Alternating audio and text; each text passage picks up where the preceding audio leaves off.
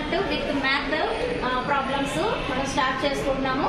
So ఇక్కడ చూడండి, మీకోసం ప్రతి ప్లేస్ దగ్గర 7 స్పాట్స్ ఉంటాయి. ఆ 7 స్పాట్స్ లో ఇదిగోండి ఇలా క్వశ్చన్స్ రాసి ఉంటాయి. ఇక్కడ 3 ఉంటాయి, కానీ నెక్స్ట్ నుంచి ఒకటే ఉంటుంది క్వశ్చన్ పేపర్.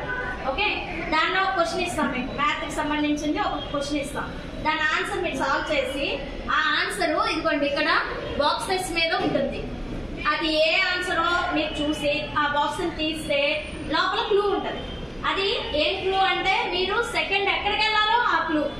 ఓకేనా, అర్థమవుతుందా? మళ్ళీ అక్కడికి వెళ్ళినాక మీకు ఒక క్వశ్చన్ ఉంటుంది, దాంట్లో ఒక మ్యాథ్ ప్రాబ్లం ఉంటుంది, దాన్ని సాల్వ్ చేయాలి. మళ్ళీ అవి ఆన్సర్స్ ఈ బాక్సెస్ మీద ఉంటాయి.